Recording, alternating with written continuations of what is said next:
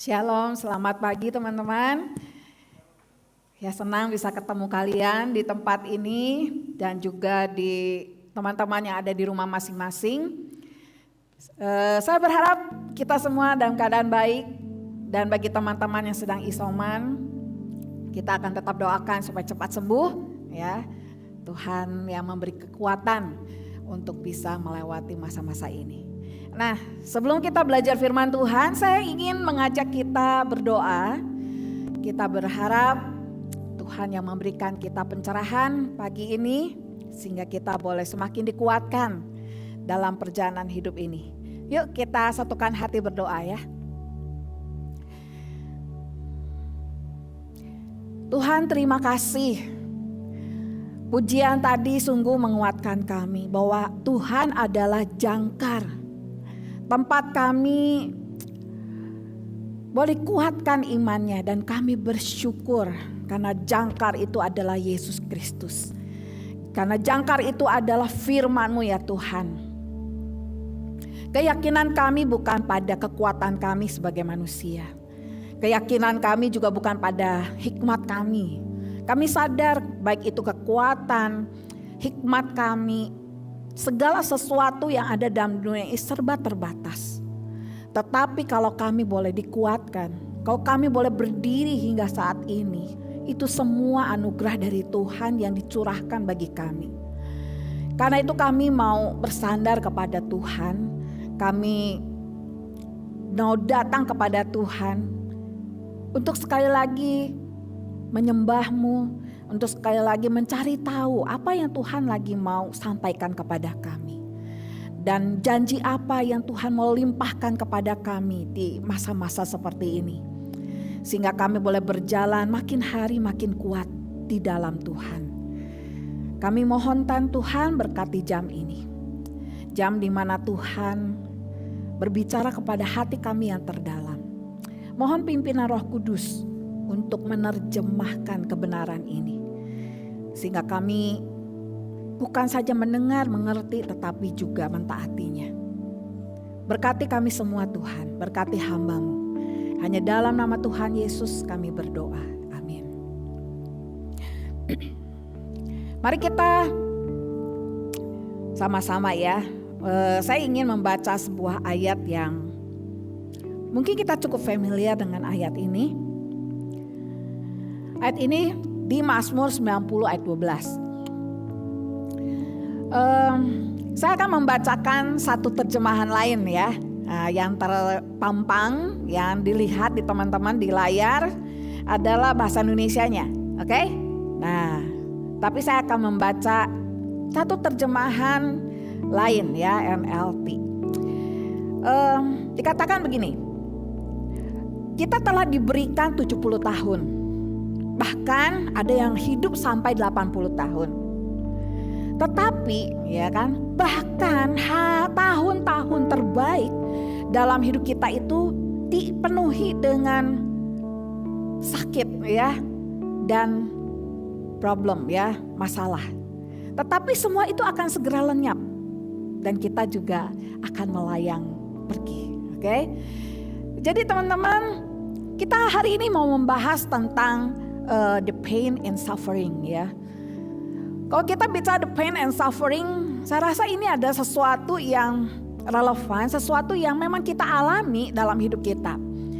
Dari kita lahir sampai kita menjelang ajal, sampai ajal menjemput kita, namanya tragedi, penderitaan, rasa sakit, itu menjadi kawan dalam hidup kita. Benar gak ya? Menjadi kawan dalam hidup kita. Apalagi hari-hari ini kita melihat bahwa banyak hal membuat kita merasakan penderitaan.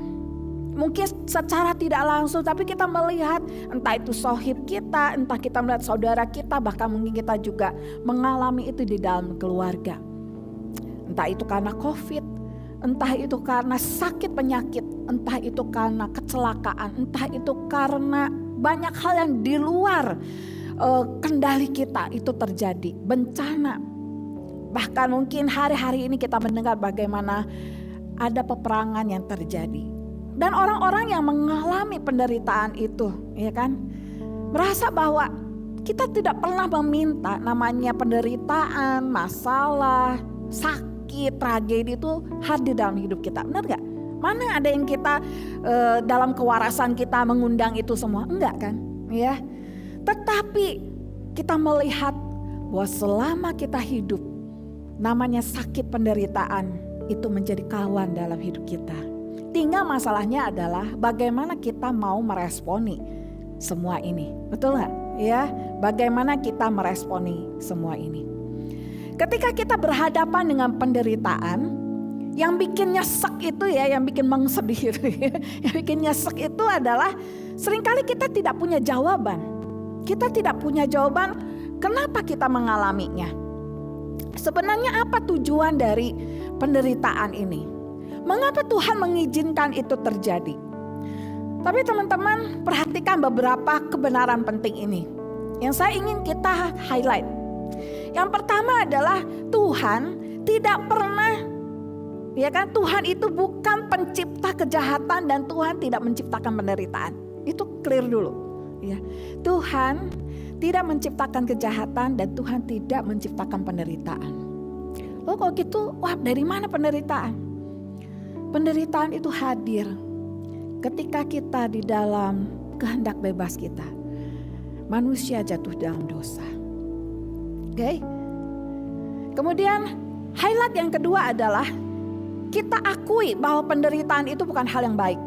Iya benar nggak? Ya kan? Kita nggak bilang wah bagus ya kamu sakit penderita itu sangat bagus. Enggak, pasti kita bilang nggak oke kok. Ya nggak oke. Ya nggak oke. Tetapi Tuhan sanggup memakai apa yang tidak baik, yang menderita itu untuk melakukan apa yang terbaik, mendatangkan apa yang terbaik dalam hidup kita, untuk menggenapkan apa yang terbaik dalam hidup kita. Oke? Highlight yang ketiga, ya kan? Bahwa akan datang waktunya di mana penderitaan itu akan berhenti. Di Wahyu dikatakan satu hari air mata, sakit, penyakit itu akan berhenti. Tidak akan lagi ada. One day itu akan berhenti. Oke? Dan satu hari Tuhan akan menghakimi si jahat. Satu hari Tuhan akan menghakimi si jahat. Oke? Dan yang highlight yang keempat. Oke? Penderitaan itu tidak sebanding, ya. Penderitaan itu tidak sebanding dengan apa? Apa yang terbaik yang Tuhan siapkan untuk kita semua. Orang-orang yang mengasihi Tuhan, ya. Jadi Tuhan mempersiapkan di dalam storage kebaikannya. Itu jauh lebih mulia, jauh lebih baik dari penderitaan yang sekarang ini sedang dihadapi. Seperti janji dalam Roma 8 ayat 28, ya kan? Penderitaan sekarang ini, ya kan? Itu tidak sebanding, enggak layak dibandingkan dengan apa kemuliaan yang satu hari akan dinyatakan kepada engkau dan saya. Ya, jadi itu 4 kebenaran yang kita perlu ingat dalam hidup kita. Kita enggak sendirian, dalam menghadapi penderitaan. Kita enggak nyesek sendirian. Kita enggak sendirian menghadapi teka-teki dari rasa sakit ini. Orang-orang di dalam Alkitab, orang-orang yang kita sebut tokoh-tokoh iman, bukan karena mereka itu sukses, bukan mereka itu adalah orang-orang yang wah brilian, tetapi mereka orang-orang yang dicatat dalam Alkitab ini adalah orang-orang yang melewati penderitaan. Tetapi mereka bangkit. Mereka punya yang disebut dengan apa? Resilient. Atau apa? Ability to bounce back. Tahu gak sih? Kalau kita main basket, apa yang membuat main basket itu menarik? Bukan masalah karena bolanya itu bisa kita lempar dan masuk ke dalam ring. Tetapi yang membuat permainan basket itu menarik adalah bola basketnya itu punya kemampuan untuk memantul balik. Ya kan? Itu adalah resilient. Apa yang Tuhan rindukan? yang Tuhan ingin terjadi dalam hidup engkau dan saya. Tuhan gak angkat penderitaan itu. Tuhan gak singkirkan. Tuhan izinkan kita melewatinya. Tetapi yang Tuhan nantikan adalah kita punya resilient, ability to bounce back. Dan kita tahu bahwa itu bukan sesuatu perkara yang mudah, ya kan? Kita melihat ada Yusuf. Dia punya ability to bounce back. Dia menderita akibat kecemburuan kasih sayang ya dari saudara-saudaranya. Mereka merasa, aduh kenapa kalau Yusuf itu disayangi, ya kayak pilih kasih dia dapat jubah yang terbaik, kita enggak, ya kan? Wah, dia dicemburui karena perlakuan orang tua yang sepertinya eksklusif kepada dia. Yusuf menderita. Ayub menderita untuk sebab yang tidak terjelaskan. Kalau kita baca Ayub itu baik-baik dari awal sampai akhir kitab itu, Ayub nggak pernah mendapatkan jawaban loh untuk apa yang dilaluinya. Tetapi satu hal menarik, bagaimana kita melihat Ayub punya resilient, dia punya ability to bounce back. Sampai akhirnya dia bilang bahwa selama ini aku hanya mendengar tentang siapa Tuhan, tetapi aku sekarang tahu dan aku kenal Tuhan secara pribadi. Dan dia gak tanya why-nya lagi. Karena yang dia melihat yang jauh lebih penting adalah dia mengenal secara pribadi siapa Tuhan dalam hidupnya. Kebesaran Tuhan, kedaulatan Tuhan bekerja dalam hidupnya. Daud, dia pernah menderita. Dan bahkan dia juga pernah bikin orang lain menderita, betul? Tapi pada waktu dia pernah mengalami masa-masa di mana sebelum dia menjadi raja, dia menderita, dikejar-kejar. Dan mau dibunuh oleh seorang raja yang mulai mengalami ketidakwarasan. Raja Saul. Tapi dia punya ability to bounce back. Dia punya resilient. Yabes. Yabes ada seorang yang mungkin kalau dia bisa menjerit, saya gak pernah minta dilahirkan. Enggak. Saya gak pernah minta dilahirkan. Kenapa hidup gue dari saya lahir itu sakit gitu loh, menderita. Tahu gak? Satu terjemahan di dalam 1 Tawarik 4 ayat 9 dan 10 itu. Mamahnya tuh bilang begini. Bahwa dia itu kenapa dinamakan Yabes karena kesakitan. Tapi sebetulnya ada satu pemahaman lain itu, mamahnya tuh merasa kayak menyesali gitu loh. Kamu tuh yang bikin gua menderita, jadi kayak nyalahin anaknya. Kalau jadi Yabes merasa tertolak gak? Bisa loh, ya kan? Gila, gua menderita seumur hidup. Karena apa? Mama saya menolak saya sejak saya dari dalam kandungan. Berapa banyak hari-hari ini orang yang merasa dalam hidupnya menderita seumur hidup karena dia merasa itu dimulai karena tertolak dari lahir. Yabes bisa gak begitu? Bisa. Tetapi kita melihat hidup Yabes yang cuma dicatat 2 ayat ini, dia punya resilient, ability to bounce back. Makanya kita mengenal doa Yabes yang luar biasa, bukan? Kiranya engkau memberkati aku berlimpah-limpah dan memperluas daerahku, dan kiranya tanganmu menyertai aku dan melindungi aku daripada malapetaka, sehingga kesakitan tidak menimpa aku. Ya, saya boleh lahir dalam satu kondisi yang tidak oke. Ya, keluarga yang tidak oke. Tetapi hidup kita tidak didefinisikan oleh penderitaan, tetapi didefinisikan oleh pilihan kita. Keyakinan dan kepercayaan kita kepada Tuhan. Itu Yabes. Dia gak mengizinkan, oke, mama saya bisa bilang saya menjadi sumber penderitaannya, tetapi dia tidak mau membiarkan hidupnya didefinisikan oleh hal itu. Akhirnya dia balik kepada Tuhan dan meminta Tuhan yang memimpin hidup dia.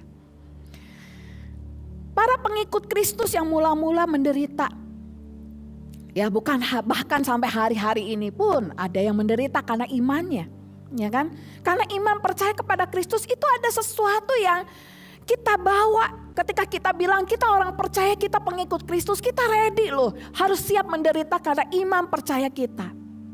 Maka Tuhan bilang ini, Jangan sampai kamu menderita karena apa? Ya, karena kita bikin salah, ya wajar kita menderita konsekuensi logis dari kesalahan kita. Tapi kalau sampai kita menderita karena kita berbuat baik, karena kita menjadi seorang Kristen yang sungguh-sungguh, wayahna. Karena Tuhan Yesus pun menderita selama dia dalam dunia ini. Dan kita melebihi Tuhan Yesus, ya misalnya kita gak akan dianiaya, gak akan menderita, ya enggak. Kita mengikuti jejak Tuhan kita. Ya. Kita melihat bagaimana orang-orang percaya bukan kaleng-kaleng waktu disiksanya. Ya kan? Mereka dibakar, dipenggal, disalib terbalik, diikat bersama dengan mayat face to face, head to head. Ya kan? Digulung dengan kulit hewan basah dan biarkan dipanaskan di bawah terik matahari sehingga tercekik kehabisan nafas. Ya kan? Diadu dengan singa dan banyak lagi.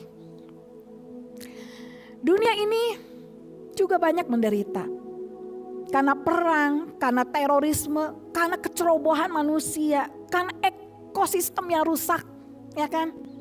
Karena bencana alam, gempa, kekeringan, tsunami, longsor, belum lagi dengan virus.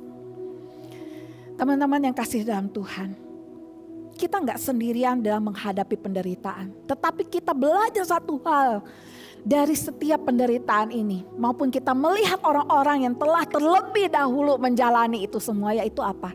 Resilient, ability to bounce back. Menarik sekali ya, bahwa bagaimana kita punya resilient, bisa punya ability to bounce back. Rick Warren berpendapat gini, seseorang tuh bisa punya resilient, ya, ability to bounce back. Itu karena apa? Pertama, kita punya alasan dan tujuan yang jauh lebih besar dari penderitaan itu sendiri. Jadi kalau kita clear, kita jelas dengan alasan dan tujuan, maka kita akan sanggup bertahan. Makanya kita melihat bagaimana orang-orang percaya ya di Alkitab, di firman Tuhan, kenapa mereka bisa bertahan sekalipun mereka dianiaya habis-habisan? Karena mereka punya tujuan. Punya alasan sehingga mereka bisa bertahan. Mereka bisa tetap memuji Tuhan sekalipun mereka di balik penjara. Mereka bisa tetap memuji Tuhan sekalipun mereka dibakar hidup-hidup. Why? Karena mereka punya alasan dan tujuan dalam hidup mereka. Kalau misalnya kita merasa saya belum melihat alasan dan tujuan itu, kenapa bisa bertahan ya? Bisa punya resilient, punya ability to bounce back. Karena apa? Punya iman dan pengharapan. Apa yang membuat kita bisa tetap bertahan? Kalau kita masih punya, bahkan punya iman yang sebesar biji sesawi pun, kita merasa itu terlalu kecil banget imannya. Tetapi kalau kita masih punya iman sebesar biji sesawi, kita tahu kita akan masih bisa bertahan. Kalau kita masih bisa melihat ada pengharapan, meskipun itu adalah cahaya yang begitu kecilnya, tapi kita masih bisa bertahan. Masih bisa bertahan.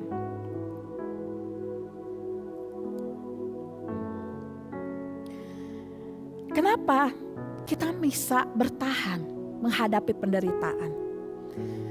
Bukan karena kita punya tujuan, punya alasan, kita masih bisa melihat ada pengharapan, kita masih punya iman.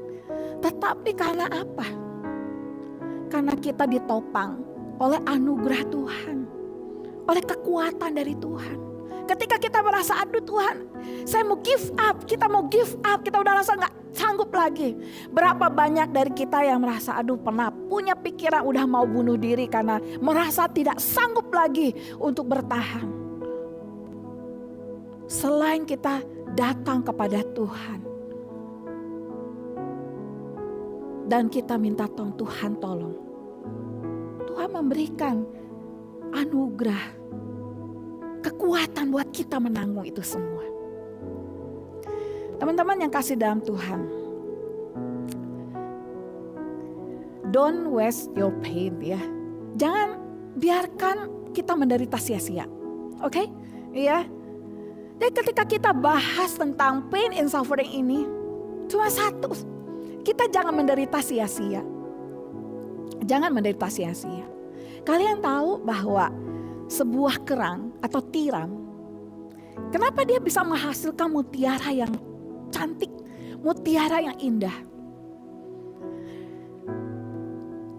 Bagaimana si tiram atau kerang ini menghadapi ya pasir-pasir, segala benda-benda yang masuk ke dalam tubuhnya itu dia iritasi, terluka, lalu dia mengeluarkan semacam zat ya untuk membungkus segala macam benda-benda kecil atau pasir atau apapun yang masuk ke dalam tubuhnya.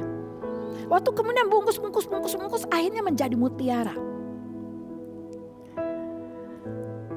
Teman-teman yang kasih dalam Tuhan, kita akan menghasilkan mutiara yang indah dalam hidup kita.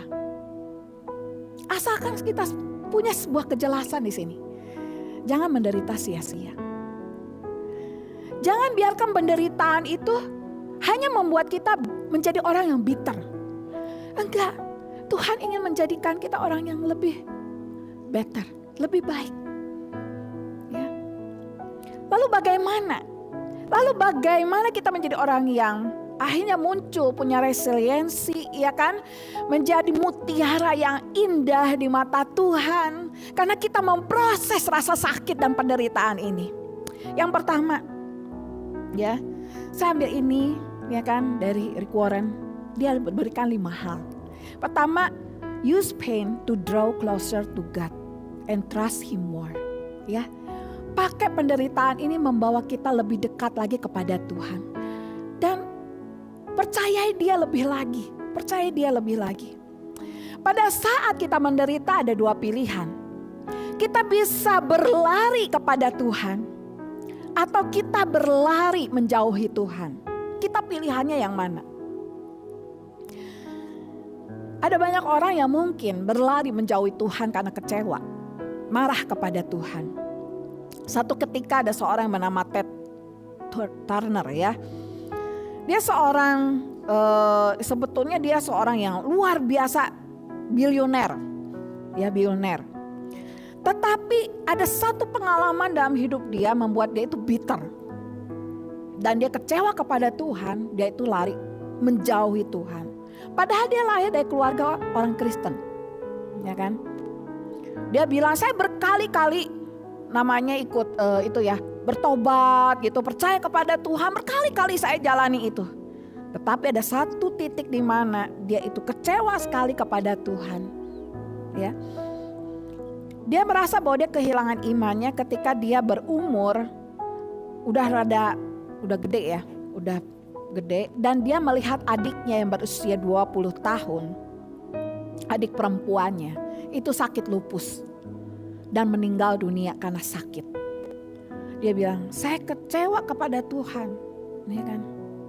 Saya kecewa kepada Tuhan dan saya tidak ingin berurusan lagi dengan Tuhan. Kenapa? Saya pada waktu adik saya sakit lupus, saya berdoa. Setiap hari 30 menit saya minta kepada Tuhan untuk menyelamatkan dia. Tetapi dia tidak menjawab doa saya. Ya teman-teman, pada saat kita melihat, aduh saya tidak punya alasan, merasa kehilangan tujuan, tidak punya alasan untuk mempercayai Tuhan. Dan rasanya aduh pupus harapannya. Ya kan? Itu bisa gak membuat kita kemudian lari dari Tuhan, tidak percaya? Bisa loh.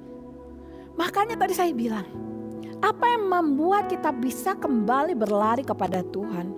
Punya resiliensi. Pada akhirnya butuh anugerah Tuhan yang menopang iman kita. Dan kita tahu persis, kita bisa bertahan untuk tetap berjalan dalam hidup ini mempercayai Dia. Karena Tuhan yang pegang kita di saat kita udah gak bisa lagi pegang. Gak bisa pegang Tuhan lagi gitu. Siapa yang pegang kita? Tuhan. Karena itu dalam perjalanan iman percaya kepada Tuhan, betapa kita membutuhkan anugerah Tuhan setiap hari. Ya. Jadi bawalah Ya, penderitaan itu membawa kita lebih dekat kepada Tuhan. Kita jujur bilang aja kepada Tuhan, jujur dengan apa yang kita rasakan, jujur dengan kebimbangan kita, jujur dengan kekecewaan kita, dan kita rilis, serahkan itu kepada Tuhan. Ya, seperti pemazmur yang selalu jujur sama Tuhan dengan apa yang dia rasakan. Dia bilang, I'm cry out gitu ya, berseru kepada Tuhan. Ya, ketika dia sedang menderita. Dan Tuhan tahu kita perlu melewati fase penderitaan ini. Tuhan berjanji di dalam Mazmur 56 ayat 9a begini. Sengsaraku, engkaulah yang menghitung-hitung. Air mataku kau taruh ke dalam kirbatmu. Apapun kesulitan yang sedang kita alami, ingat setiap tetes air mata kita ditampung di kirbat Tuhan. Yang kedua, use pain to draw closer to others in fellowship. Penderitaan itu bisa merobek hubungan, gak? Bisa. Ada banyak case di mana hubungan orang tua kita menjadi robek karena penderitaan. Ketika melihat anak yang dikasihi meninggal dunia atau mengalami tragedi, dan akhirnya orang tua karena gak sanggup menyalahkan satu dengan yang lain, hanya mereka hubungannya menjadi robek, ya. Tidak lagi bicara, saling menyalahkan, ada banyak kemarahan di situ. Tetapi kita belajar satu hal, jangan biarkan penderitaan itu merobek relasi kita dengan orang lain, bahkan di dalam keluarga. Betapa seringnya kita menghakimi perasaan orang lain, menghakimi apa yang dilewati orang lain. Penghakiman itu menjauhkan kita dengan orang lain. Kita perlu menyadari bahwa setiap orang punya mekanisme sendiri untuk mengatasi rasa sakit. Saya gak bisa memproyeksikan bagaimana cara saya mengatasi rasa sakit terhadap teman-teman. Caranya mungkin akan berbeda. Ya kan? Kalau Tuhan mengizinkan kita melewati rasa sakit dan penderitaan, it's okay. Ya kan? It's okay. It's okay. Tapi jangan biarkan merobek hubungan kita dengan orang lain.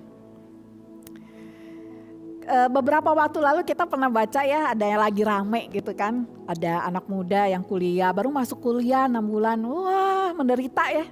Lagi tuh minta apa, healing 6 bulan gitu ya. Oke, minta healing 6 bulan. Oh ini yang baca ini mamak-mamak itu lebih ramai lagi. Wow ya, lebih ramai lagi kan.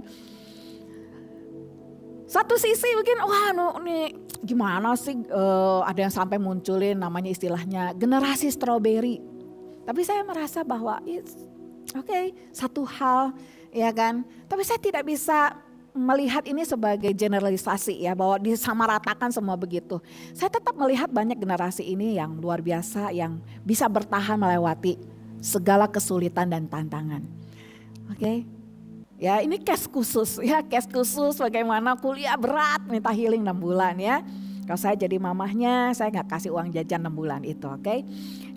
Kayak joke gitu ya. Tetapi kita melihat satu hal bahwa pada waktu kita melihat orang yang menderita, ya, mengundang kita untuk bisa memberikan simpati, empati terhadap kesusahan orang lain. Kalau saya boleh share ya, kadang-kadang kalau saya ke rumah duka, tidak banyak yang saya bisa ngomong ke orang. Ya, keluarga berduka. Kadang-kadang saya merasa, aduh kenapa ya orang lain kayak pintar ngomong gitu ke orang, lo jangan gini yang nanti sedih Tuhan. Kadang-kadang saya gak bisa loh, saya diem gitu ya kalau datang ke rumah duka.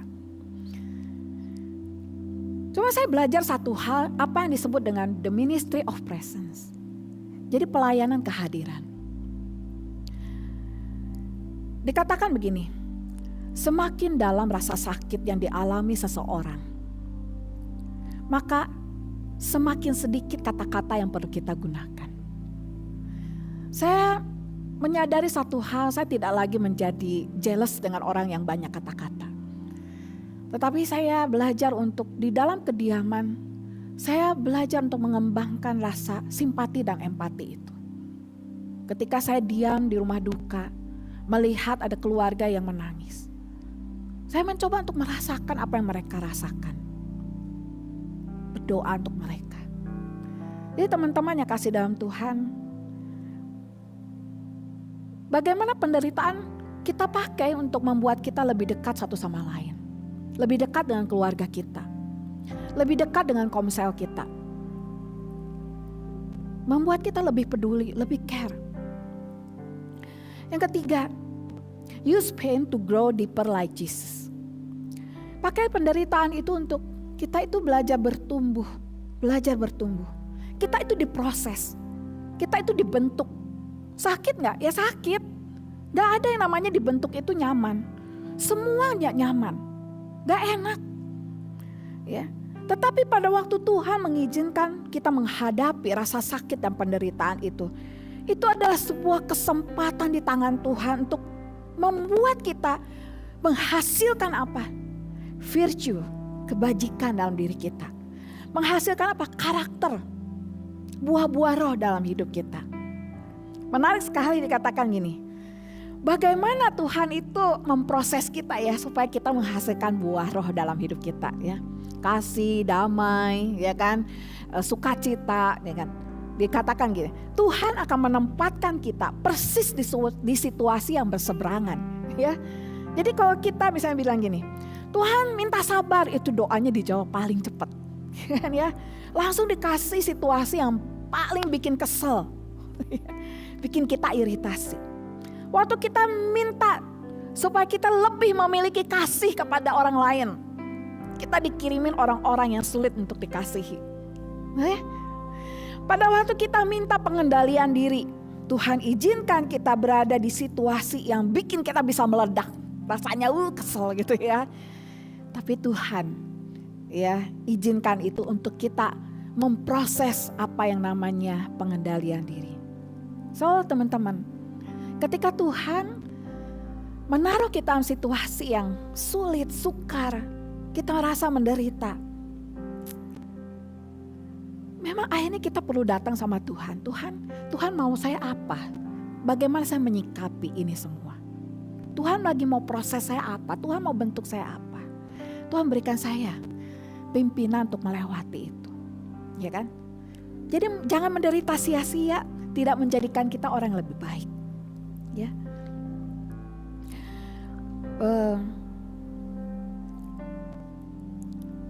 Yang keempat, use pain to be more sensitive in serving others. Jadi apa yang Tuhan mau pakai ya dari penderitaan ini? Tuhan mau pakai penderitaan kita itu jadi lebih peka. Bukan jadi sensitif gak puguh gitu kan. Tetapi kita lebih peka sehingga kita bisa lebih melayani orang lain. Ini yang disebut dengan redemptive pain.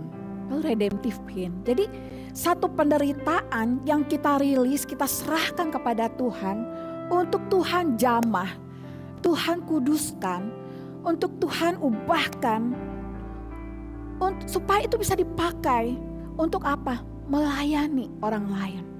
Jadi itu disebut redemptive pain. Banyak anak Tuhan tidak menjalani langkah ini sehingga hidup kita dikuasai oleh kepahitan.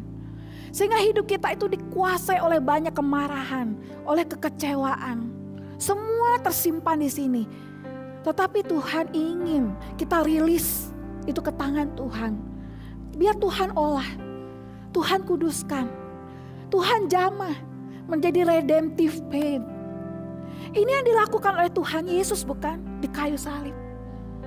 Ketika orang menghina dia, orang meludahi dia, dia disesah. Dia berdarah oleh karena begitu banyak hal yang dia terjadi dalam tubuhnya. Dia pakai mahkota duri. Apakah dia turun dari salib itu? Enggak. Apakah dia kabur melempar salib itu? Enggak. Tetapi dia di dalam kuasanya dan kasihnya yang begitu besar, dia tetap membiarkan dirinya digantung di atas kayu salib. Karena dia tahu ini akan menjadi redemptive pain. Why? Karena apa yang dia lakukan dengan darahnya yang tercurah ini, yang begitu mahal dan berharga. Engkau dan saya ditebus. Sehingga kita punya tempat yang lebih baik. Sehingga kita bisa menjadi anaknya yang Dia kasihi. Lepas dari segala embel-embel ataupun prestasi kita. Kita dicintai dengan begitu dalam oleh Tuhan. Karena apa? Redemptive pain. Itu yang Yesus lakukan. Dan Tuhan pun ingin kita hari-hari ini sebagai anak Tuhan yang mengalami redemptive pain itu. Rilis ke dalam tangan Tuhan. Serahkan. Apa penderitaanmu yang hari-hari ini sedang kamu alami? Tragedi apa? Kesukaran apa? Serahkan kepada Tuhan. Rilis. Kasih ke tangan Tuhan. Tangannya berkuasa, setia, baik, berdaulat. Dia sanggup mengubah itu menjadi redemptive pain dalam hidup kita. Inilah yang dialami oleh Rasul Paulus, ya, Rasul Paulus. Ketika dia bilang di dalam 2 Korintus 1 ayat 4 sampai 6, wah, kita itu mengalami banyak masalah, ya kan? Tapi kita bisa mengalami masalah itu lalu kita bisa menghibur orang lain. Oke? Dia mengalami redemptive pain itu, ya. Ketika kita dihiburkan oleh Tuhan, Tuhan mau pakai itu, redeem itu untuk bisa menghibur orang lain. Bisa menghibur orang lain. Sampai hari ini saya tidak mengerti ketika ayah saya meninggal di usia saya masih remaja. Apa alasannya saya nggak tahu.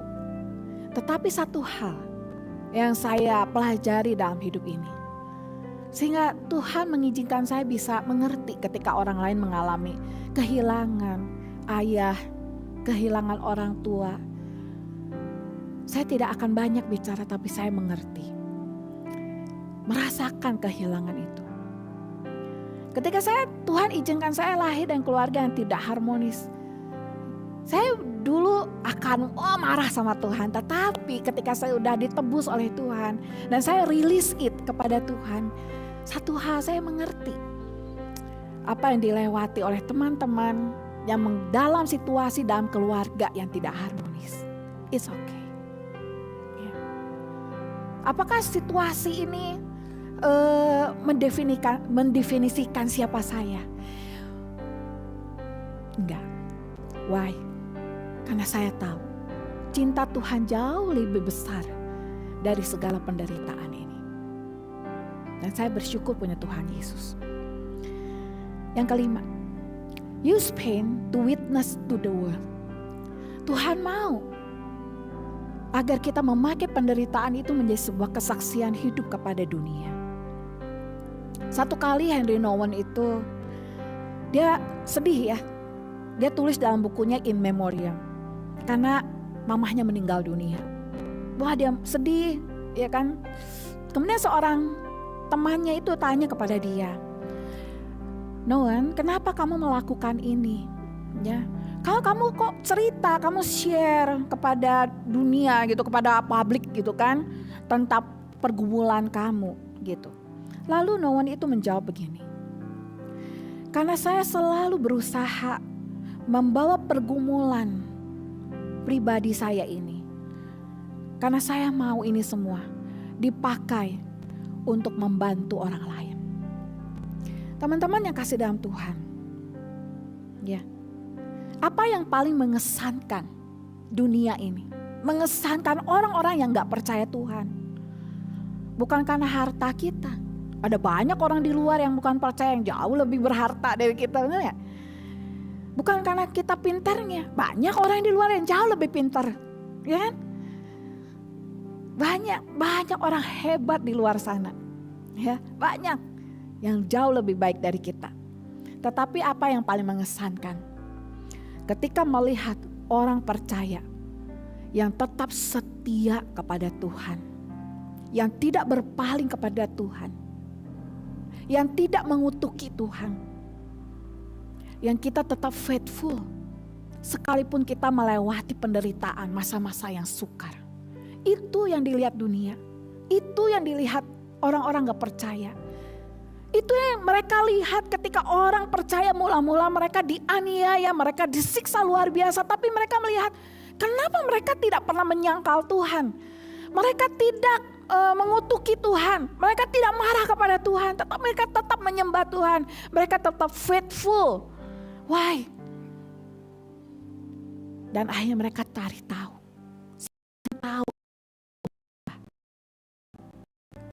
Siapa yang kita ceritakan lewat penderitaan ini? Tuhan yang memberi kasih karunia kepada engkau dan saya. Teman-teman yang kasih dalam Tuhan. Saya bersyukur loh dengan, bukan karena ini baik. Betul, COVID ini gak oke. Betul. Kita terkena banyak imbas dari COVID ini. Tetapi ada satu sisi lain, memperlihatkan pada kita. Selama 2 tahun ini, bagaimana kita diuji imannya. Dalam 2 tahun ini kita diuji. Ketika kita kesulitan datang ke gereja, kita harus ibadah online. Berapa banyak kita yang tetap setia, faithful, tetap beribadah.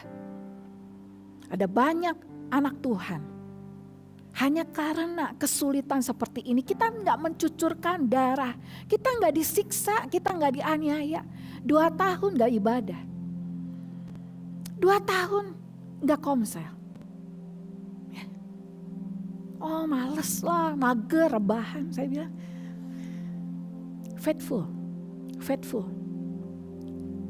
Ini Tuhan baru uji kita dengan virus, dengan COVID.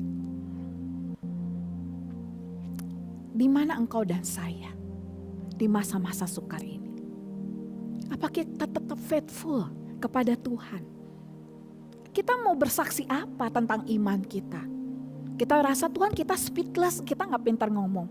Buktikan dengan bagaimana kita tetap berdiri stand firm dengan iman kita. Apapun yang terjadi, dunia ini di dalam kedaulatan Tuhan. Apapun yang terjadi kesulitannya, saya akan tetap faithful. Bisa beribadah, bisa tetap konsel, kuatin teman-teman yang lain, tetap melayani sesukar apapun. Mari kita seperti Daniel, ya. Dia di tiap zaman, raja siapapun. Apakah Daniel bukan orang menderita? Orang menderita. Dia dipaksa keluar dari Yerusalem, dicabut keluar dari keluarganya. Mungkin dia yatim piatu, tapi dia faithful. Dia tetap faithful kepada Tuhan. Teman-temanku yang kasih dalam Tuhan. Sekali lagi, don't waste your pain. Jangan biarkan penderitaan yang kita jalani itu jadi sia-sia. Tidak berarti lagi dalam hidup kita. Rick Warren menulis begini. Ya, orang-orang lain akan berusaha mencari pemulihan lewat luka yang kita lalui. Ya, berita terbesar kita. Ya, berita hidup terbesar kita, yang pelayanan kita yang paling efektif, datang dari apa? Luka yang terdalam dari hidup kita. Jadi teman-teman yang kasih dalam Tuhan, mari kita rilis apa yang menjadi penderitaan, apa yang menjadi kesukaran, apa yang menjadi rasa sakit ini, rilis kepada Tuhan. Tuhan, jamah ini, kuduskan. Ubah ini menjadi redemptive pain. Mari kita berdoa.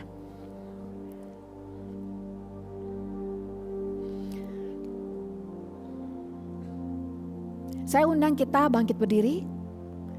Kita akan berdoa dan sekaligus menutup ibadah kita pada hari ini.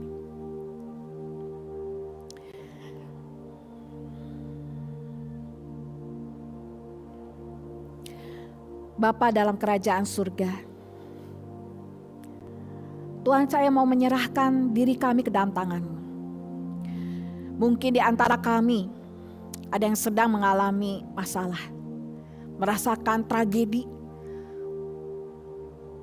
merasakan ada satu kekecewaan, ada satu kemarahan, ada perasaan sakit, ada penderitaan. Tuhan, Engkau yang paling mengerti sedalamnya rasa sakit penderitaan itu.